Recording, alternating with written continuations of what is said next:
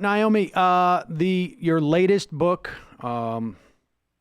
the On Fire, the burning case for a Green New Deal. This is a book that is a compilation of things that you have written or talks that you have given over the course of almost, I guess, about 10 years with with an introduction that in and of itself, I feel like could have been its own short book.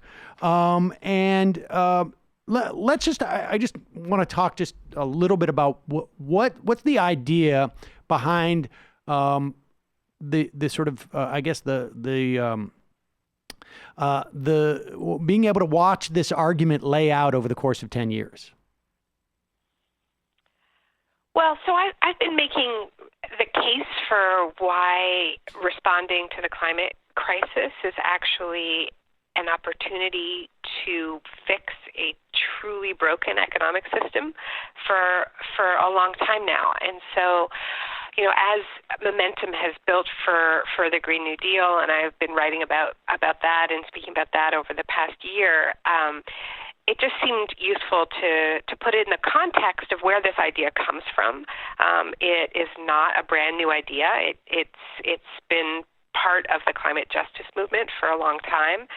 And the other reason, I guess, to sort of have that 10-year arc for me is it also shows what's at stake, because in that short decade, we've lost a lot of ground. We've lost the Great Barrier Reef. We've lost a hell of a lot of Arctic ice. We're losing the Amazon. It's a reminder that even though we still tend to think about the climate crisis as this sort of slow-moving, disaster that we have some time to deal with, it's really, really speeding up. And the more we stall, the more we lose. And it's also just speeding up. I mean, as we speak, 1.5 million people in California don't have electricity. Right. Because we are in this. This is not a future disaster. We are in it.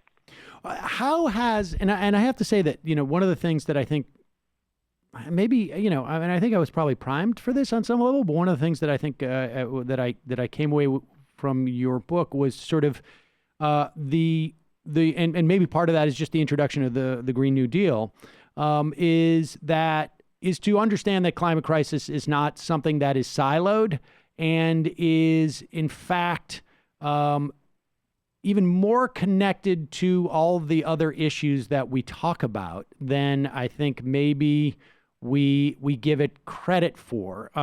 To what extent, over the course of those 10 years, what was your trajectory in understanding it that way? So my trajectory is that I don't come from the environmental side of this. I think you and I first talked probably, 15 years ago or more, when we were talking about the invasion of Iraq, disaster capitalism, the shock doctrine. Yep. And so, I'm more of an economics person, a human rights, labor rights person.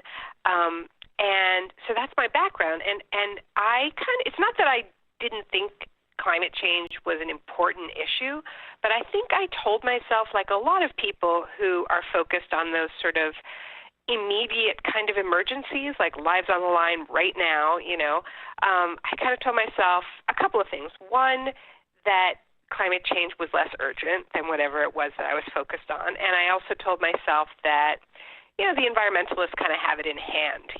They seem to have a lot of money compared to the other groups that I tended to be coming across. And so I just sort of triaged, because we live in a time of multiple intersecting emergencies, and we can't all focus on all of them, So I sort of triaged that one and said, we'll let other people deal with that, right?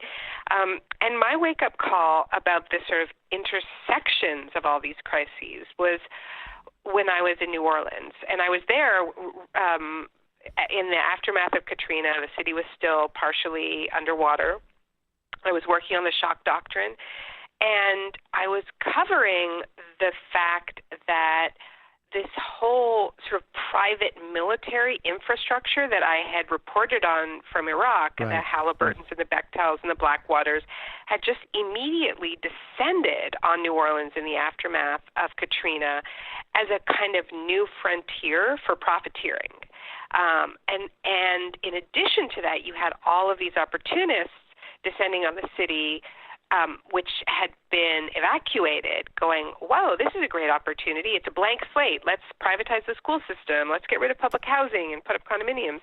And much of that happened. So, what I saw in New Orleans was this intersection of what happens when you systematically starve the public sphere, right? Those levees should never have broken. They broke because of infrastructure failure, just like, by the way, the electricity grid in California is so vulnerable because of years of neglect and privatization.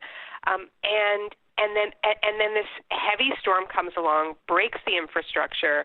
There's no real response, and you have this overlay of white supremacy and vigilantes coming in, and the response is not let's figure out why this is happening and try to prevent it from happening again.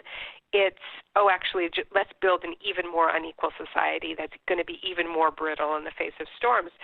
So that's when I realized, wait, climate isn't separable from all of these other issues, and it isn't just about things getting wetter and hotter. It's about things getting meaner, more divided, uglier.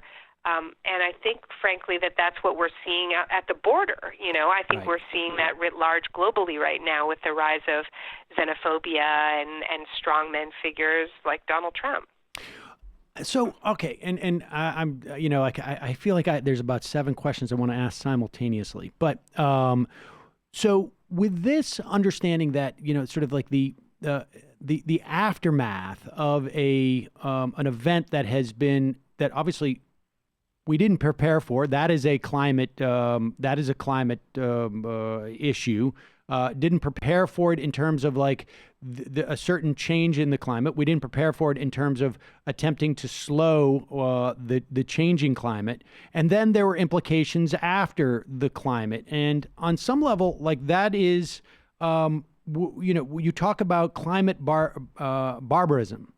Let's talk about that, because it feels like we are now, at least in terms of folks' awareness and maybe the development of the climate movement, that we are in a different stage because we can look around and there is, at least to the extent that, we're talking about normal people, some recognition that climate is impacting all of these things. It may not be creating all of these things, but it is intensifying the implications of all these things.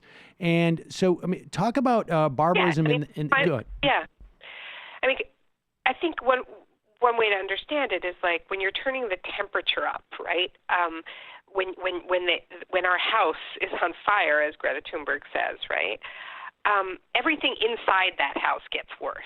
So if you already have inequality, it intensifies inequality. If you already have vulnerable populations, they become more vulnerable. And this just stands to reason. It's almost been a year since the Paradise Fires in California, and if you look at who died in those fires, it was elderly people, it was disabled people. We saw this after Superstorm Sandy in New York, who was abandoned in public housing on the 20th floor when they couldn't get down. It is people who are already vulnerable. It intensifies those vulnerabilities. But we happen to live in a society that is pretty okay with an intense hierarchy of life. This is why, who is impacted by police violence is so unequal. It's why who is thrown in prisons is so unequal. It's why who doesn't have health care is so unequal, and on and on and on.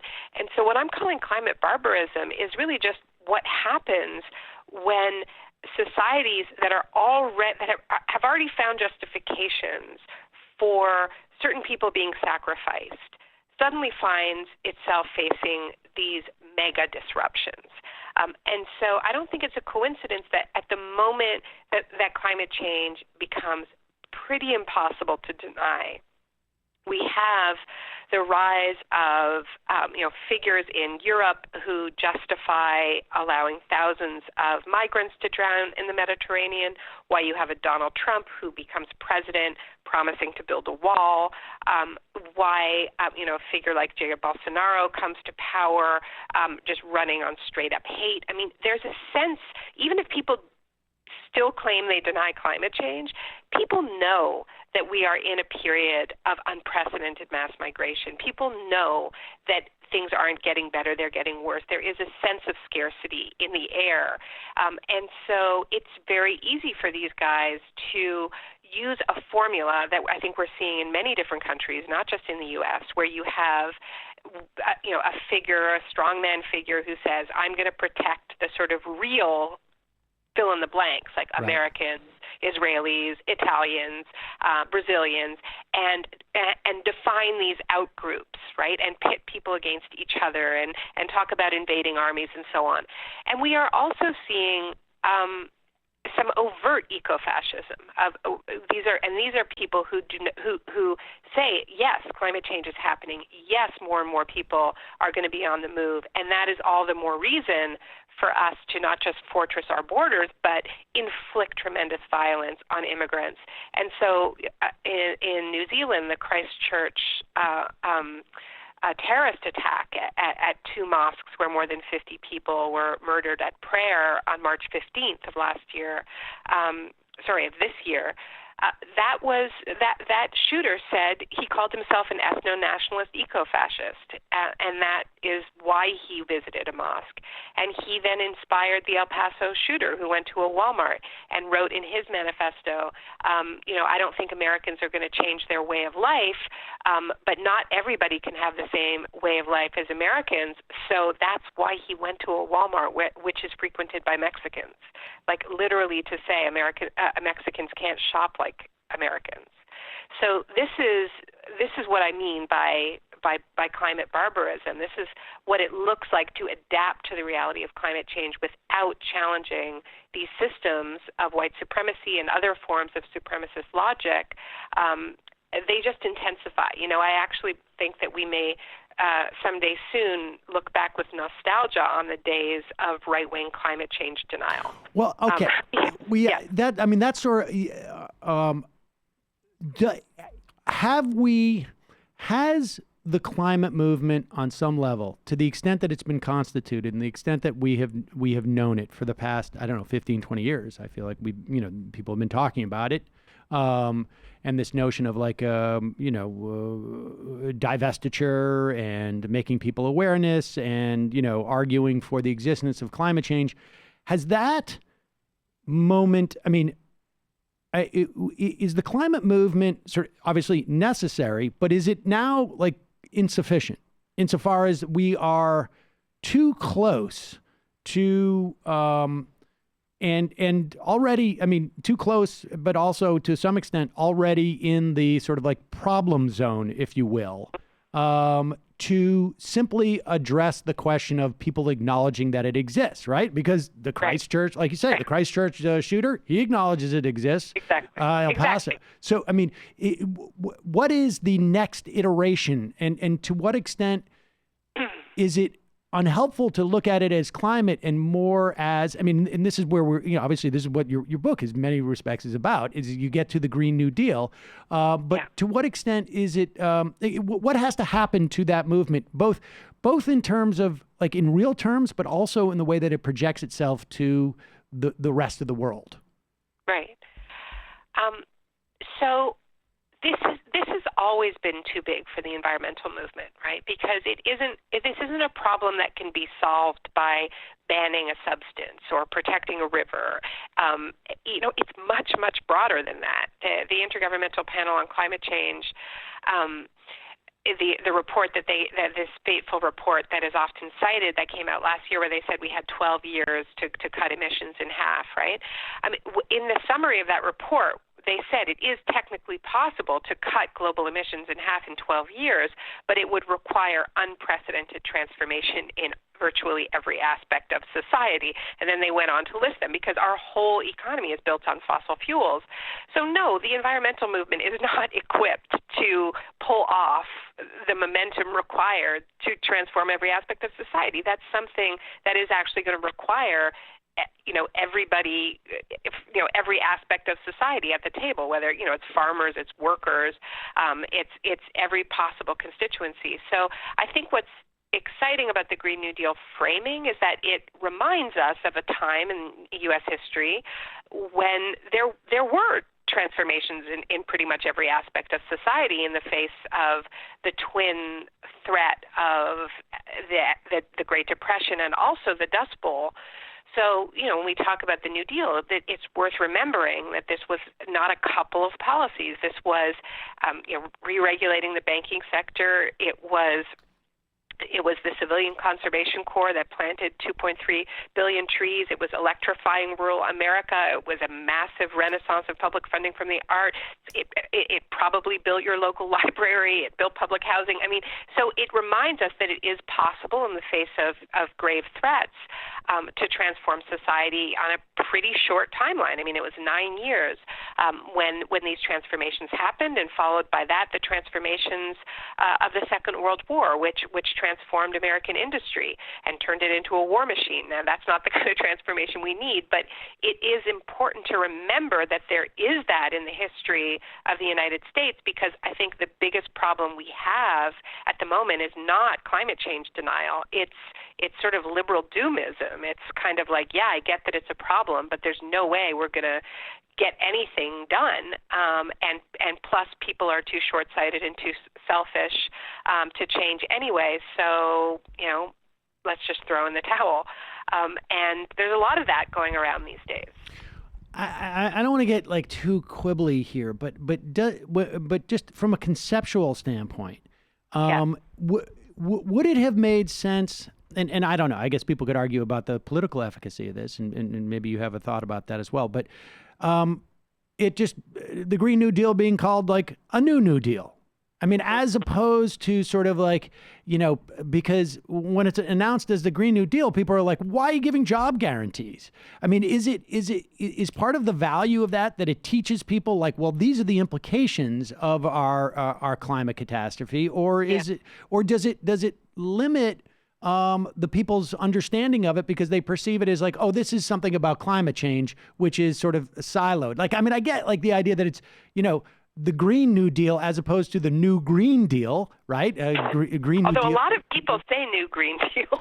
Well, but that limits it, right? Because that limits it to a New Deal that deals with the green thing and doesn't necessarily signal that, well, no, this is a societal problem that in many ways is a debt that's 150 years overdue. We started with a premise that was problematic in capitalism, that we thought this could last forever, but it can't, right? Well, the way I often talk about it is, it's a vision for the next economy, because our current system is failing, and it's failing us on multiple fronts, and climate is just the biggest one, is just the sort of meta one that affects everybody.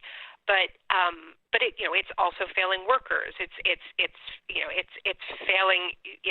young people on so many fronts. I did when I launched the book, I did the event with Varshney Prakash, who's the executive director of the Sunrise Movement, and has done so much to put the Green New Deal on the map. And she was saying that there is such a huge generational gap around the appetite for this kind of change, because her generation has came of age in the rubble of the 2008 financial crisis, and they see this system failing them on every front, right? Whether it's jobs, whether it's guns in schools, whether it is tech companies that don't protect them from online hate and misogyny. It's just nothing is working, and so the idea that you could have an infrastructure for a next system, like an overall system upgrade, is actually really exciting. Now, your question about whether or not calling it green limits it, maybe. but at this point, I think that the real truth is that the reason why there's pushback is because there's a lot of money on the line, and this is going to cost fossil fuel companies and the banks that fund them many, many billions, if not trillions of dollars in wealth that they had planned to exploit as the planet burned. So no matter what you called it, they would be slinging mud at it on Fox News, plus the fact that the entire right-wing infrastructure, the entire think tank infrastructure exists as a counter-revolution to the original New Deal. So they're going to hate whatever New Deal it is, because what they hate is public funding, and they hate getting taxed, and they hate having to take responsibility for anything.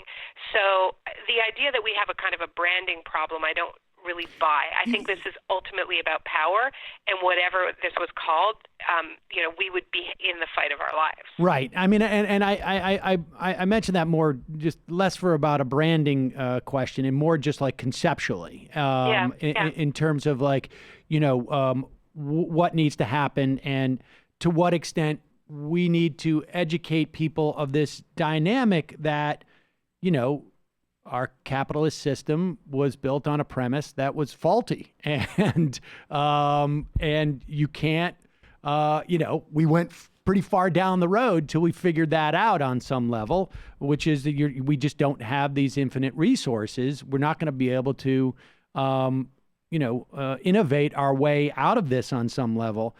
To what extent, though, too, is there this question of, this sort of, I guess, I remember, was it Koval?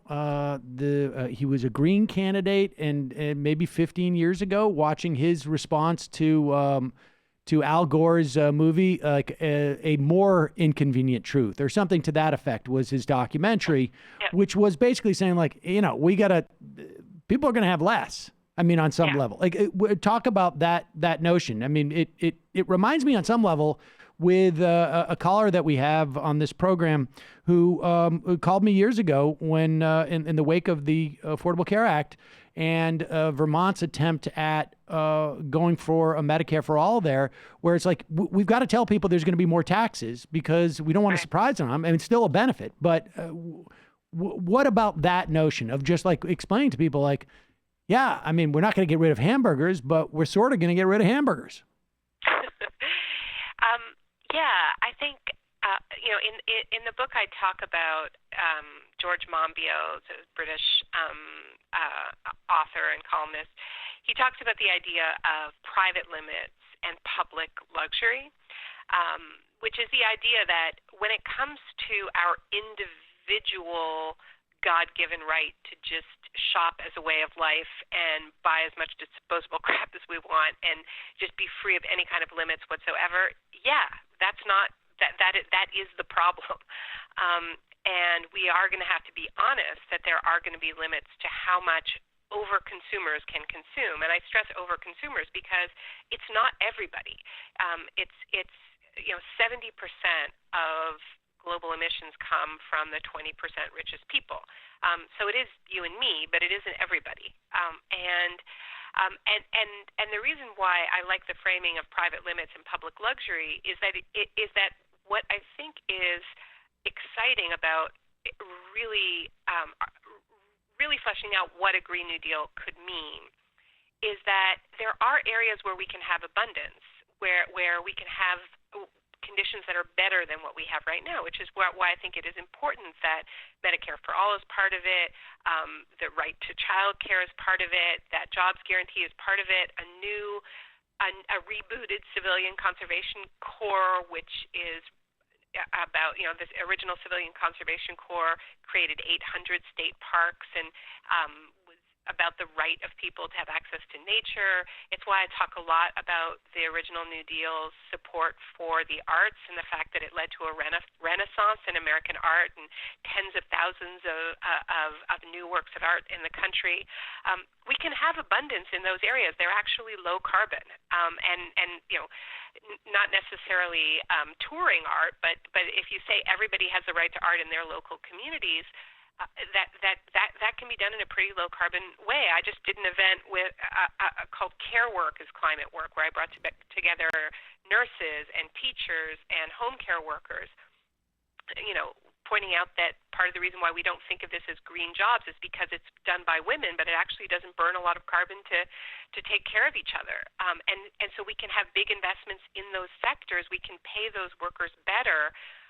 This is the fastest growing sector in our economy, actually, is home care workers, because there's an aging population. And this really matters because, I mentioned the Paradise Fire and the fact that it was elderly people and disabled people who died. This happens in disaster after disaster. So we are going to face more disasters. We have emitted enough carbon that that things are going to get hotter. Even if we do everything right now, things are going to get worse when it comes to climate change. We can't avoid that. And so these investments in healthcare and in that sort of infrastructure that builds stronger communities and makes sure that our public infrastructure is stronger when the disasters hit, it's not an add-on. It's actually how lives are saved in these disasters. I mean, you think about Hurricane Maria in Puerto Rico and the fact that, somewhere between 3,000 and 5,000 people died in the months after Maria. It wasn't because of falling debris. It was because of neglected infrastructure and a broken healthcare system and people not being able to plug in their respirators. That's what actually kills people. So there's a lot that we can do that will make people's lives better in the day-to-day, which will also save lives in the context of climate change. I mean, just as you described that notion of more parks, more sort of like families getting together and taking care of them, more personal care on some level. It sounds a little bit, Leave It to Beaver-ish. It seems like there is room for sort of a simpler time, get back to when things were a little bit less complicated. I mean, on some level, that's part of the pitch, right? Well, the truth is that there's a ton of data that shows that what actually increases well-being is these types of public investments. There's a reason why people are happy in Denmark, even though it's cold and dark a lot of the year. It's because they have massive investments in public recreation, and there are these incredible sort of indoor swimming parks that people can take their families to and things like that. So I don't know if it's leave it to Beaver exactly, because in some ways that's the antithesis. So this sort of suburban nuclear family, everybody in their own little box. I think what actually makes people happy is a sense of community and deriving our joy and identity from things other than just going to the mall, which actually doesn't make people happy. I mean, we're in an opioid crisis, an addiction crisis, an isolation and loneliness crisis. So a lot of what was promised as being, the American dream and the route to happiness doesn't actually deliver, which is great for capitalism, because then you just go shopping some more and hope that this time this will really do the trick. But that sort of those investments in access to nature, access to art, stronger communities, less work, shorter work weeks so that people have time to spend with their friends and family.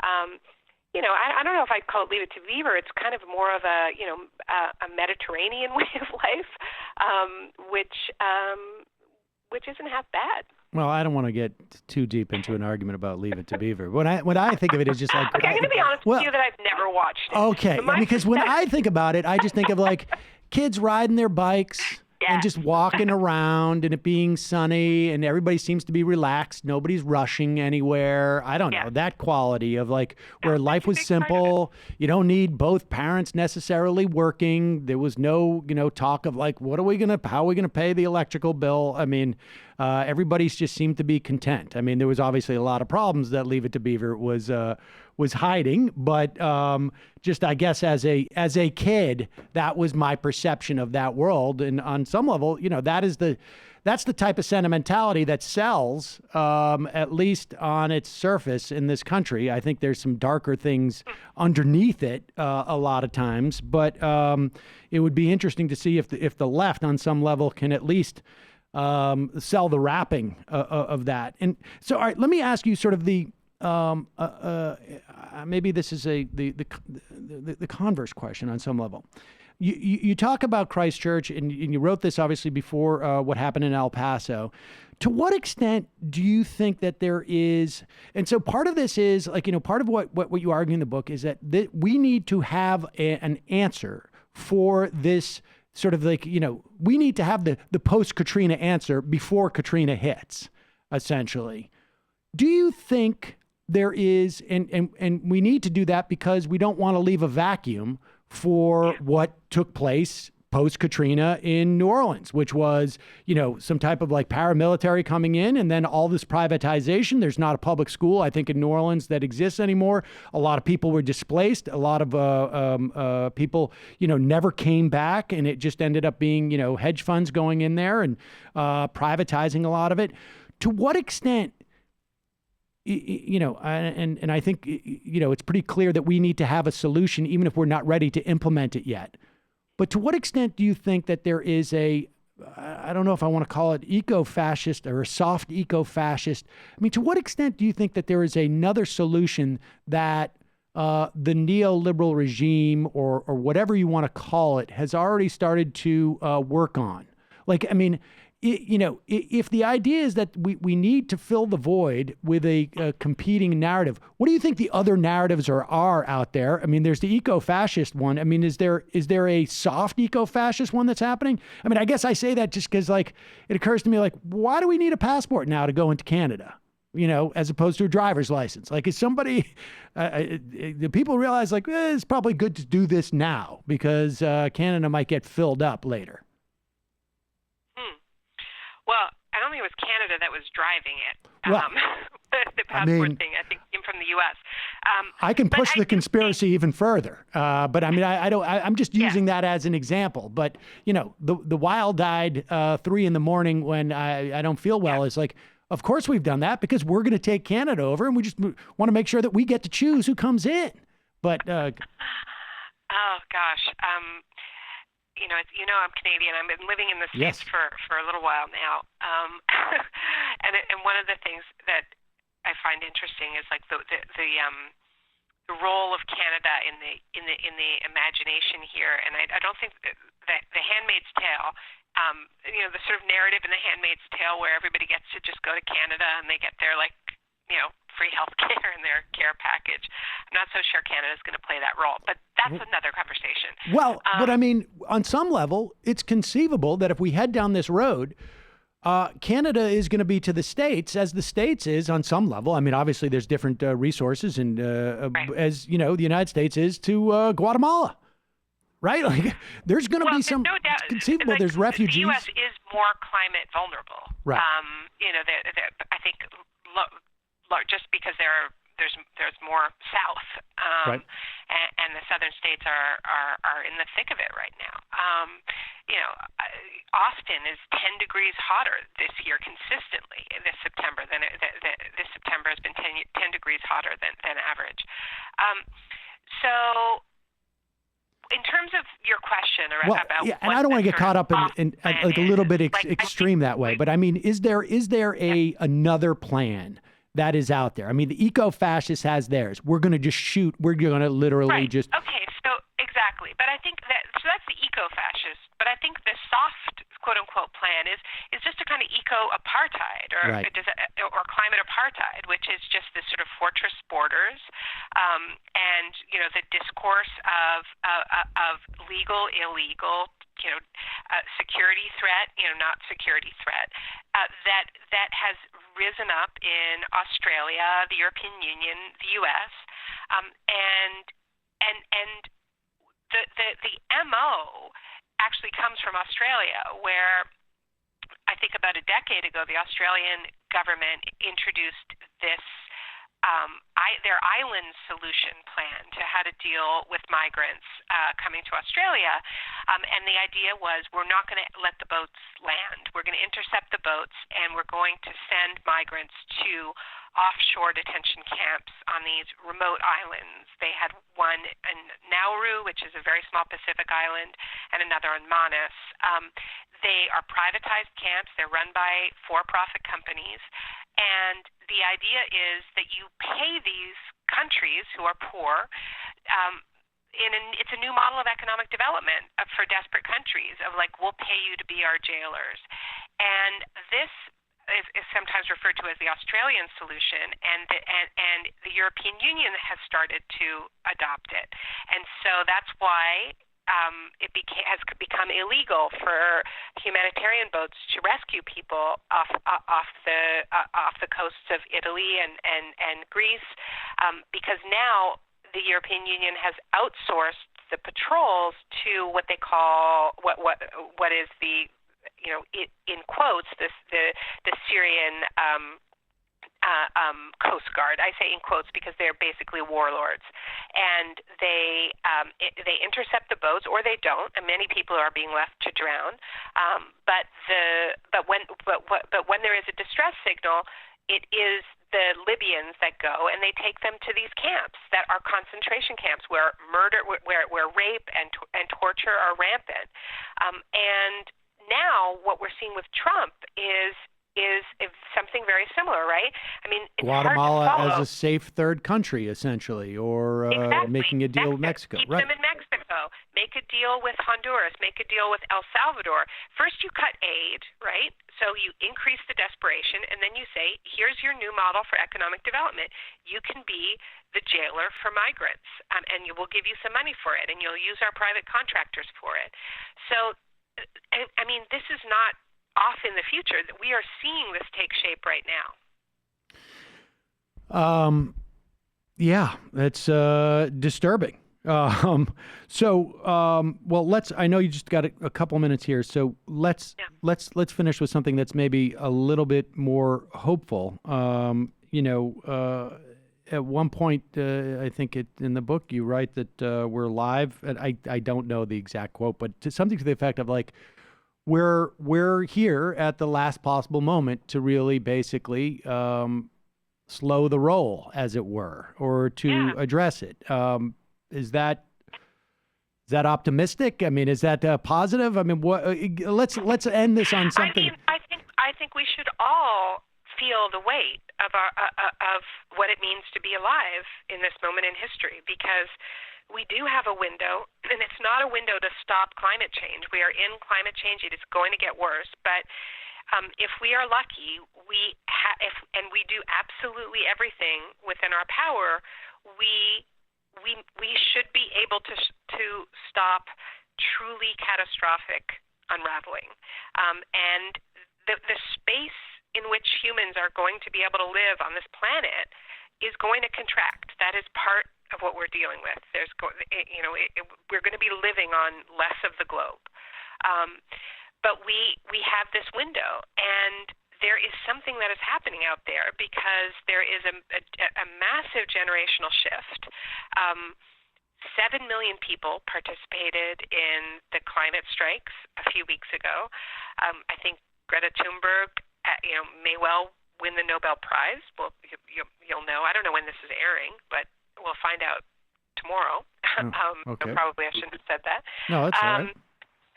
But it's the kind of numbers that we're seeing at very, very short notice. Speaks to the fact that people really, really want to do something, and we're also seeing it in the polls. I mean, I've been writing about this issue for a long time, and one of the most frustrating things is that even among people who say they care about climate change, if you ask them to rank, Right. if you ask people to rank their concern, they'll reliably place it last after pretty much everything else. Now, in the Democratic primaries, people are putting it up there with health care as their number one concern. So there is a shift, and for the first time, we are talking about the scale of change that the crisis actually demands. Which isn't to say that every candidate, vying to lead the Democratic Party gets it, but a few of them really do. And so this is a game changer. It's never happened before. We've only ever talked about, what's better, cap and trade or a marginal carbon tax. We have never talked about the sort of transformation that the crisis actually demands, understanding that actually this could be, a historic job creator. We actually have an opportunity to address many, many crises at the same time if we do this right, if we design this right. So, I wouldn't say that it's like sunny optimistic, but I do believe we have a chance to do something that isn't just better than a future of, apocalyptic climate breakdown. I actually think that if we do this right, we have a chance to do something that's better than Tuesday. The book is On Fire, The Burning Case for a Green New Deal. We will put a link to it at majority.fm. Naomi Klein, thanks so much for your time today. I really appreciate it. Thanks, Sam. It's always a pleasure to speak with you. Take care. Bye-bye.